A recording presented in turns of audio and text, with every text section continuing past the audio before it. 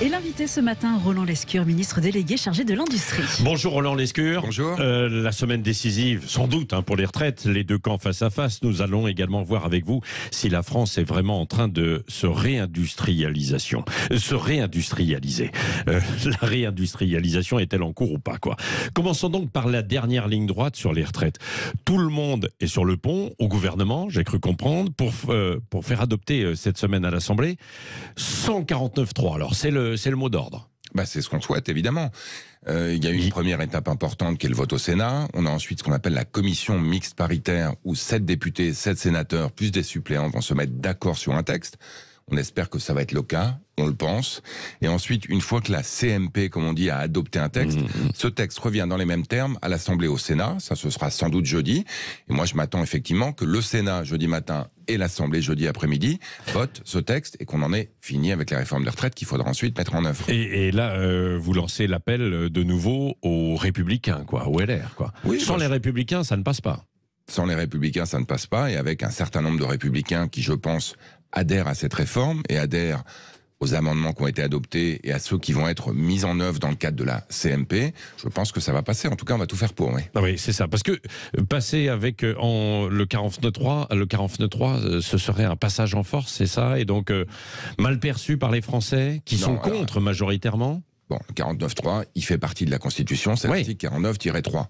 Cela dit, cette réforme, nous souhaitons l'adopter 149.3 avec une majorité absolue à l'Assemblée au Sénat et on va tout faire pour. Il nous reste 3 jours pour négocier, faire avancer le texte encore par rapport aux avancées déjà engrangées au Sénat. Et moi, je suis confiant là-dessus. Je pense qu'on va y arriver, mais ça va demander un peu de travail. On en a pour 3-4 jours. Oui, et quel appel vous lancez aux syndicats qui continuent de se mobiliser?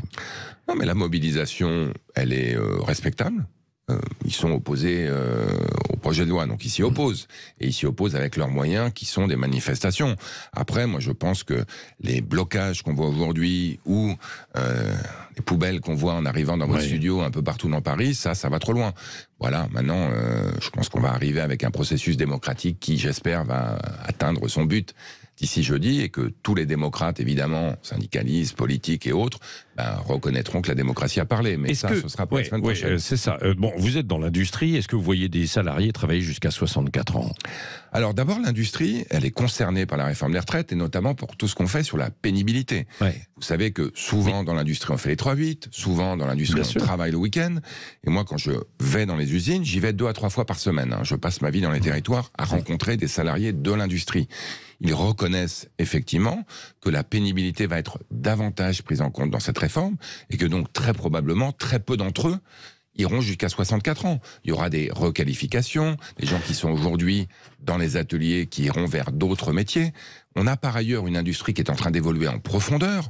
Donc je ne vais pas vous dire que l'industrie c'est pas pénible, mais il y a toutes sortes de métiers aujourd'hui dans l'industrie qui ne sont pas pénibles et qui permettent effectivement d'envisager de travailler jusqu'à 64 ans pour certains d'entre eux.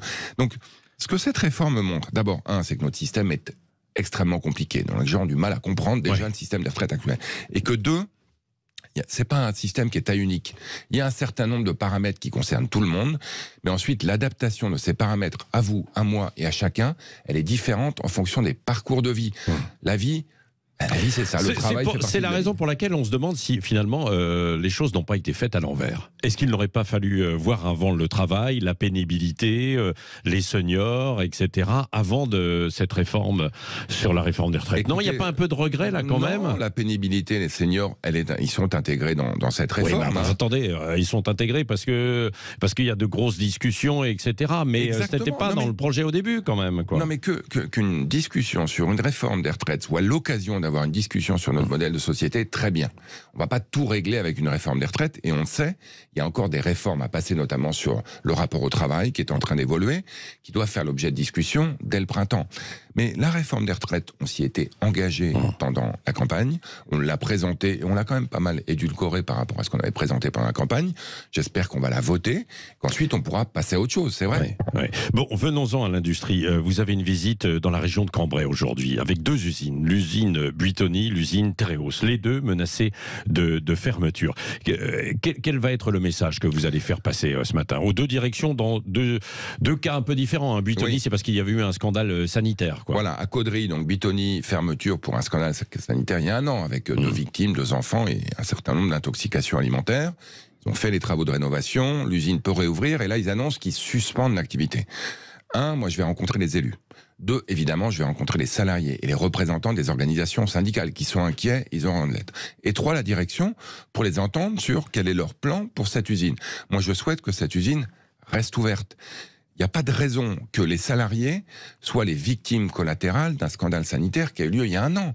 Les salariés, ils n'ont rien fait pour ça. Au contraire, d'ailleurs, ils ont tenu le coup, ils ont continué à bosser, ils sont attachés à leur outil de travail. Donc je vais attendre de la direction qu'elle nous fasse des propositions. Voilà. Est-ce que Nestlé en profite pour finalement fermer de ce scandale sanitaire? Parce que l'usine a été mise aux normes. Hein. Non, je veux pas dire ça. Pour l'instant, moi, mes équipes ont échangé avec la direction de Nestlé vendredi. J'ai pas eu les réponses suffisantes que j'attends, moi, d'engagement de la part de Nestlé pour continuer à faire fonctionner ce site. Donc je les vois aujourd'hui sur site. Et je vais attendre d'eux des réponses. Mais à ce stade, je ne veux pas y voir ni malice, ni on a du mal à comprendre, caché. Ouais. Écoutez, c'est pas un secret. Évidemment, les pizzas qui ont été affectées par le scandale sanitaire aujourd'hui, elles vendent pas très bien. Donc je comprends que, évidemment, la ligne de production historique, elle soit affectée. Mais Nestlé, c'est un grand groupe. Nestlé a des dizaines et des dizaines de produits. Nestlé est un groupe qui est capable d'investir et qui investit en France d'ailleurs, qui a des employés en France. Donc moi, je souhaite qu'il continue à investir en France et notamment à Caudry. Vous savez, le Nord, c'est un département emblématique de ce qui est en train de se passer. À 1 heure de Caudry, il y a une méga factory de batteries qui est en train d'émerger du sol. L'industrie du futur, elle est en train de se développer dans le Nord. Bon, on va y revenir dans un instant. Il ne faut pas oublier, je dirais, l'industrie d'aujourd'hui, qui, elle, souffre notamment de la crise énergétique, qu'on doit accompagner, mais pour lequel, moi, je m'attends à ce que les directions et les actionnaires fassent aussi leur partie du boulot. L'usine Tereos, par exemple, du groupe Béguincet, quelle est la raison de la fermeture? J'aimerais bien le savoir entre nous. Donc ça, c'est à Écodœuvre, c'est à 15 km de Caudry. Autant j'ai bien compris les raisons pour lesquelles Nestlé suspend sa production. Moi, je souhaite qu'il la reprenne, quitte à ce que ce soit sur d'autres produits. À ce stade, j'ai pas bien compris. Ce que nous dit Tereos, parce que c'est rentable. Ça gagne de l'argent. Tereos a doublé ses bénéfices l'année dernière, quand même. Donc, merci, ça va. Le sucre a un prix qui est au plus haut. Ce qu'ils nous disent, c'est qu'ils s'attendent à ce que la production de betteraves se diminue dans les 2 ans qui viennent et que pour cela, ils comptent reconsolider leur production dans 3 usines sur 4. Moi, j'ai envie de voir sur pièce, j'ai envie de comprendre les chiffres, parce que à ce stade, une entreprise qui gagne de l'argent, qui ferme une usine, je pense que c'est pas normal. Donc, oui, mais c'est peut-être parce que justement il y a eu une interdiction dans la production de betteraves, sur l'utilisation de pesticides, et ils anticipent, quoi, non? Oui, alors moi je suis le président de la commission des affaires économiques qui, dans le mandat précédent, avait voté une exemption là-dessus. Donc je regrette évidemment que cette exemption ne soit pas prolongée. Mais pour l'instant, la production de betteraves, elle n'a pas baissé. Pour l'instant, le fameux puceron, il n'a pas frappé. En plus, Marc Fesneau s'y est engagé, on va dédommager, si besoin, les producteurs de betteraves qui seront affectés. Mais pour l'instant, je dirais, on crie au feu alors qu'on n'a pas vu une étincelle. Donc je trouve que c'est un peu précoce comme décision. Maintenant, ils ont peut-être leur raison. C'est aussi pour ça que je souhaite, là encore, rencontrer les élus, rencontrer les salariés et les organisations syndicales qui, à ce stade, et je le comprends, sont furieux, et la direction pour entendre leurs explications. Donc, mais je ne me laisserai pas faire. Selon vous, ces fermetures, dans l'état actuel, sont inacceptables? Alors, celle de Buitoni, pour l'instant, on ne parle pas de fermeture, on parle de suspension d'activité. Donc c'est important. Moi, je m'attends du coup à ce que l'activité reprenne et je veux savoir dans quelles conditions. La fermeture de Tereos, moi, je ne la comprends pas, donc j'ai besoin qu'on m'explique. Évidemment, ma priorité absolue, ce sont les salariés. On va accompagner, j'allais dire, quoi qu'il arrive.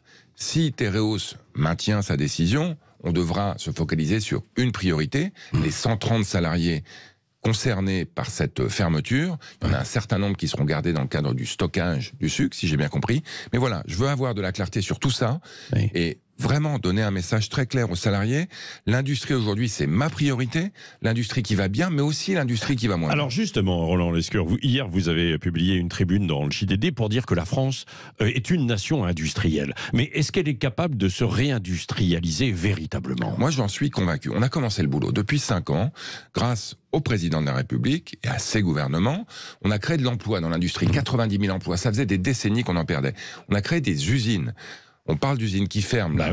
Bon, en 2021, on a ouvert 3 fois plus d'usines en France qu'on en a fermé. En 2022, on a ouvert 2 fois plus d'usines en France qu'on en a fermé. Donc, au total, en net, à la fin 2022, il y a 80 usines de plus qui en avaient début 2022. Donc oui, on est en train de réindustrialiser la France. Et pourquoi ? Parce qu'aujourd'hui, il y a une révolution industrielle, une nouvelle, qui est celle de la décarbonation, qui est celle de la transition écologique, qu'il faut accompagner. On va tous conduire des véhicules électriques d'ici 2035. Il faut que ces véhicules électriques ils soient produits en France. On a eu des problèmes d'approvisionnement de paracétamol. Il faut qu'on produise des médicaments. Alors on en est où d'ailleurs pour la relocalisation là, des médicaments? Ça avance. On a une usine de paracétamol, de principe actif, qui va ouvrir d'ici 2-3 ans. Il faut la construire évidemment dans la banlieue de Grenoble. Les véhicules électriques, Renault et Stellantis se sont engagés à en produire 1 million dès maintenant et 2 millions d'ici 2030. On va les accompagner pour ça. On produit des batteries électriques. On va même commencer à creuser des mines en France pour aller chercher du lithium. On va le faire de manière responsable. Oui. Mais là, vous allez avoir des soucis avec les écologistes. Les écologistes, il va falloir qu'ils choisissent. Soit on fait de la transition écologique avec des véhicules électriques qui viennent de Chine, soit on accompagne cette révolution industrielle de manière à ce qu'elle crée de la prospérité, au passage, de l'emploi. Oui, au passage, est-ce que vous êtes confiant sur le texte sur le nucléaire qui est étudié cette semaine en ce début de semaine à l'Assemblée nationale pour le faire adopter? Extrêmement confiant. Pourquoi? Parce que si on souhaite décarboner l'industrie, il va falloir beaucoup d'électricité décarbonée. Donc du renouvelable, ça on a voté pour accélérer, et du nucléaire. C'est un choix stratégique de la France qu'on fait. Même le Japon aujourd'hui, on se souvient de Fukushima, est en train de relancer le nucléaire. Il faut que la France le fasse. On sait faire. On va créer de l'emploi, on va créer de l'électricité et ça va permettre de décarboner toute notre industrie. Oui, tout de même, il nous reste 2 minutes, Roland Lescure. Un mot sur le monde automobile. Vous avez dit on est en train de mettre en place des gigafactories, des grandes usines autour des batteries électriques. Sauf que l'Allemagne a remis en cause, vous avez vu, la fin du moteur à essence en 2035 devant l'Europe cette semaine. Elle ne veut pas du tout électrique.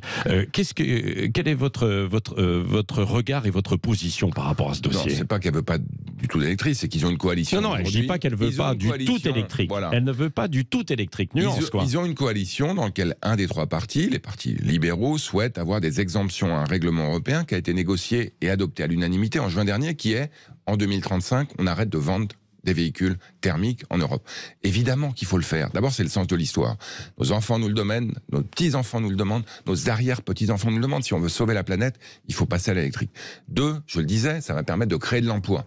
Et 3, les constructeurs aujourd'hui sont prêts à le faire. Quand on les constructeurs, c'est parce qu'on leur a forcé la main, quoi. Oui, évidemment. Mais une fois que c'est fait, ils n'étaient pas d'accord, quoi. Non, mais Stellantis, il vous disait, Tavares, non, mais il faut pas faire. Et maintenant, vous savez ce qu'ils nous disent? Maintenant que la décision a été prise, allons-y, ne tergiversons pas. Oui, mais sauf que évidemment, l'Allemagne ne veut pas y aller. Parce qu'il y a des carburants de synthèse, il y a des biocarburants. Des carburants de synthèse qui ne décarbonent pas, il faut le savoir. Les carburants de synthèse, c'est une fausse formule magique.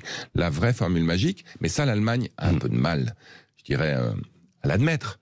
C'est le nucléaire et l'éolien qui vont nous permettre de bénéficier d'électricité en masse, qui eux-mêmes vont nous permettre de bénéficier de véhicules électriques en masse. C'est ça le sens de l'histoire, il faut y aller et arrêtons les tergiversations. Merci Roland Lescure, le ministre en charge de l'industrie qui a été l'invité ce matin de Sud Radio.